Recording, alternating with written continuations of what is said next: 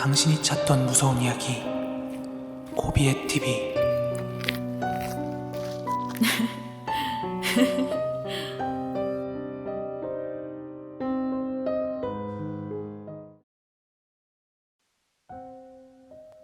일본 도쿄 시부야 한복판 국립경기장 바로 옆에 위치한 센다가야 터널이라는 한 터널이 있는데요.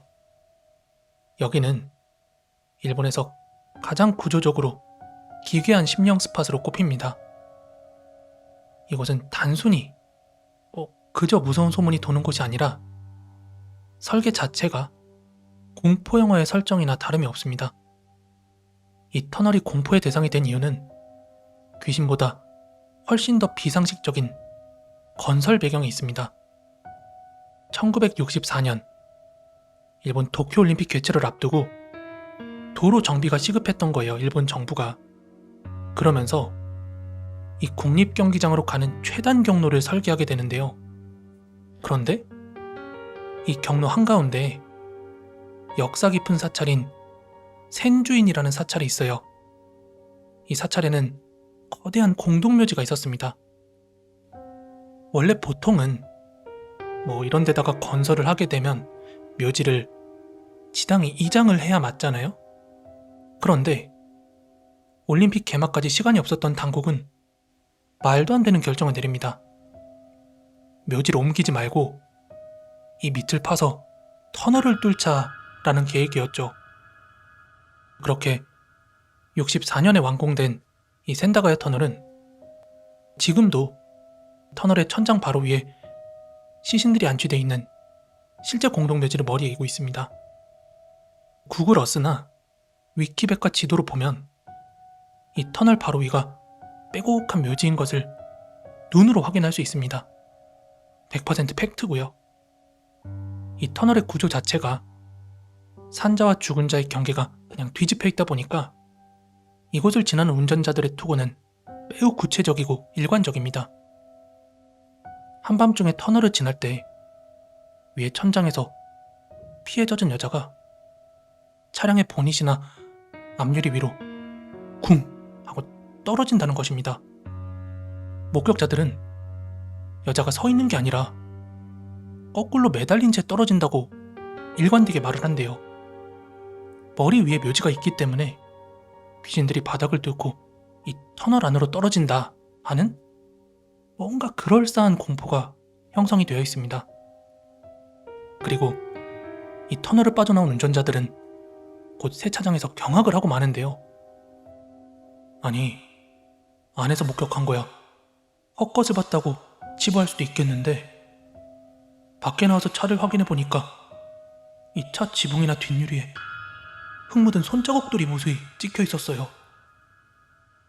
그러니까 묘지 속에 있는 흙을 묻힌 원혼들이 차량에 달라붙었다라는 괴담인데요. 이거 일본 도쿄의 택시기사들 사이에서는 꽤 유명한 실화 기반의 괴담이라고 합니다. 그리고 이 터널의 벽면에 누수 자국이나 곰팡이들이 교묘하게 일그러진 사람의 얼굴처럼 보인다라는 제보가 뒤따랐다고 합니다. 특히 비가 오는 날에 조명에 비친 그 벽면을 보면 수많은 얼굴들이 자신을 쳐다보는 느낌을 받아서 핸들 조작 실수하는 사고가 빈번히 일어났다고 해요. 마지막으로 이 센다가야 터널 바로 옆에는 일본에서 엄청 유명한 녹음실인 빅터 스튜디오가 있습니다. 일본의 유명한 가수들이 여기서 많이 작업한다고 하는데요. 그 터널의 기운이 이 스튜디오에까지 영향을 미친다는 게 일본 연예계에서는 공공연한 비밀이라고 합니다. 일본 가수 히무로 쿄스케의 유명한 실화인데요. 한 번은 솔로 활동 당시에 녹음을 진행하던 중이었대요. 그런데 반주만 흘러나야 되는 파트인데 헤드폰에서 갑자기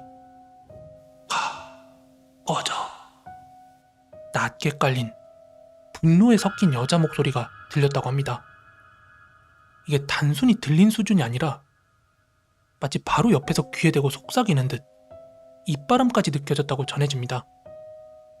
완벽주의자로 유명한 그였지만 이 당시에는 기분이 너무 나빠서 당일 녹음을 전면 취소하고 철수했다는 일화가 업계에 파다하다고 합니다. 이뿐만이 아니라 여러 가수 및 연예인들의 목격담이 유독 이곳에서만 빈발하게 되는데요. 이를테면 스튜디오 구석이나 유리창 너머 조정실 쪽으로 긴 머리를 늘어뜨린 여자가 그렇게나 자주 목격이 된다고 합니다. 그리고 한 밴드는 이런 일들 때문에 실제로 녹음 일정이 자꾸 미뤄지면서 음반 발매가 늦어진 일도 있었대요. 스튜디오 엘리베이터에서 분명히 아무도 층수를 누르지 않았는데도 그 터널 방향을 보는 창문 있는 층에서 계속 그 엘리베이터가 열렸대요. 또 어떤 스태프는 거기서 하얀 옷을 입은 여자가 서 있었다 라는 목격담들도 하나둘 이렇게 피어나기 시작했다고 합니다. 오늘 소개해드린 곳은 일본 센다가야 터널이라고 하는 심령 스팟이었는데요. 이 센다가야랑 비슷한 터널이 한국에도 있다는 거 알고 계신가요? 바로 황령터널인데요. 과거에 이 황령터널과 관련된 괴담을 직접 제보를 받고 전화 연결까지 해서 이야기를 들은 적이 있었거든요. 이 제보자분 말씀하시기를 택시를 탔는데 택시기사분께서 황령터널 들어가기 전에 이렇게 말을 하더래요. 이 터널 들어가서 혹시라도 뭐 보이더라도 놀라지 말라고, 이러면서 이 안에서 귀신이 나온다 라고 했던 이야기였는데요.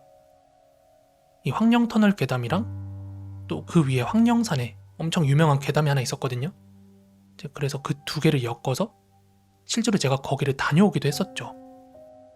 그런 뒤에 심야괴담회에서 제 채널에 그 제보자랑 인터뷰 중에 나왔던 내용을 인용해서 방송을 한 거예요. 그러면서 다시 많은 분들이 제 채널에 그 컨텐츠 보겠다고 찾아와 주셨어요. 물론 코비의 TV 출처라고 밝히진 않았더라고, 방송에서. 근데 어떻게 알고 오시더라고요. 이제 그 이후에도 황령터널, 황령산과 관련한 괴담 제보는 추가적으로 더 있었는데요. 결론은 황령터널이라는 곳이 전국에서 가장 사고가 많은 터널로 1위라고 해요. 당연히 그렇게 사고가 많이 나고 사망사고가 있는 현장에서는 귀신도 많이 나타나지 않겠는가, 뭐 이렇게 괴담이 많은 이유를 추론해 볼 수 있었겠죠.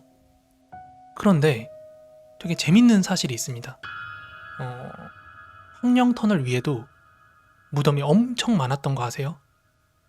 뭐 당연히 대한민국의 뭐 여러 산들 보면 뭐 무덤 없는 곳이 없겠지만, 제가 예전에 괴담 속으로를 부산 지역 위주로 많이 조사를 했어요.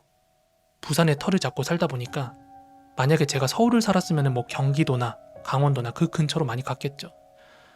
근데 한참 그 당시에는 부산에 관련된 괴담들을 많이 조사하다 보니까 문현동이라는 동네가 있어요. 부산에.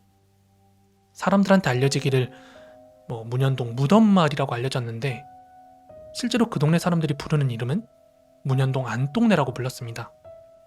이 동네가 어떤 동네냐면, 과거에 6.25 피난민들이 그 사람들이 너무 많이 밀려오다 보니까 살 데가 없잖아요. 땅은 한정돼 있는데. 이제 그러다 보니까 공동묘지나 무덤 주변으로 불법 건축물들을 지어서 터를 잡고 살던 게 최근까지 이어지던 마을이었어요. 그러다 보니 뭐 마을 길가나 뭐 집 뒷마당이나 집 앞마당, 뭐 여기저기 막 무덤이 있던 그런 마을인데요. 지금은 물론 재개발 들어간다고 철거가 되었습니다.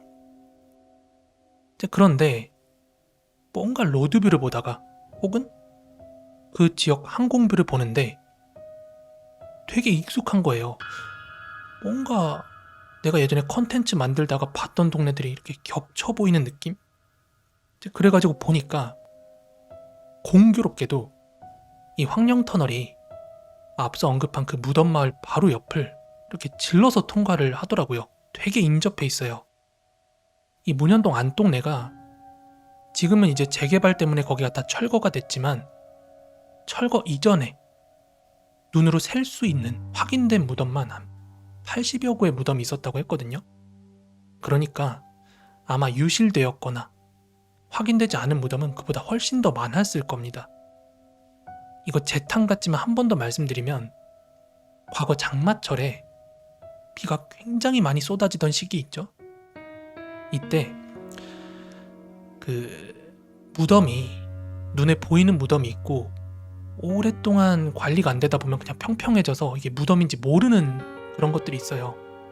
근데 비가 너무 많이 내리니까 그 산에 모래가 쓸려가고 하면서 그 아랫동네 빗물에 씻겨져 내려온 그런 유골들이 막 떠밀려 왔다는 그런 제보도 있었습니다.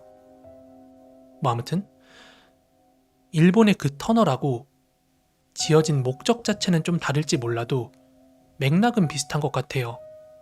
그러니까 원래 같았으면은 산 사람들이 지상에 살고 죽은 사람들이 땅 아래로 가야 맞는 건데 거기도 그렇고 황령터널도 그렇고 뭔가 구조적으로 봤을 때 죽은 사람들이 위에 있고 산 사람이 아래를 지나가는 이상한 모양새인 거죠.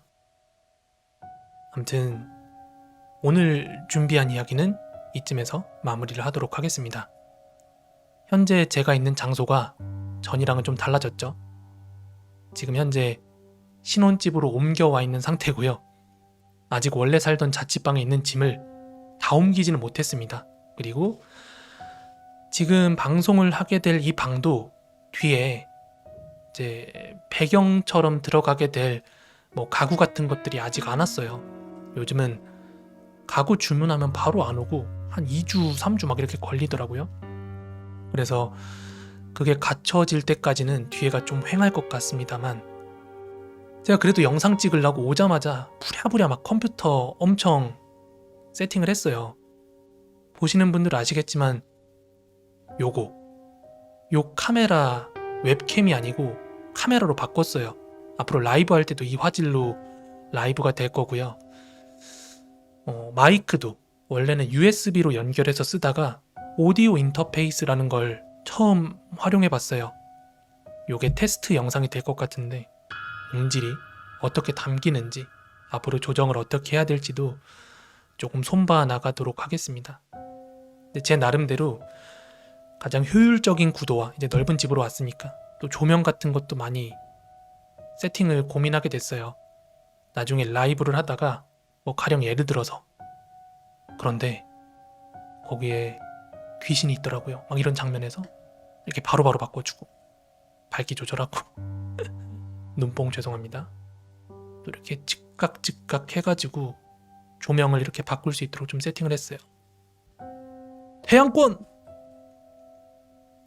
네, 아무튼 뭐 이것저것 좀 새로운 시도를 좀 해보려고 이것저것 만져보고 있는데 얼른 조속히 스튜디오를 좀 완성해서 더 나은 모습을 보여드려 나갈 수 있도록 하겠습니다. 자, 일단 영상은 여기서 좀 마무리를 짓도록 하고요. 열심히 또 이삿짐 정리하고 살던 집도 정리하고 잘 마무리해보겠습니다. 또 새롭게 좋은 모습으로 인사드리겠습니다. 가시기 전에 좋아요, 구독하기 부탁드리고요. 다음 영상에서 인사드리겠습니다. 감사합니다.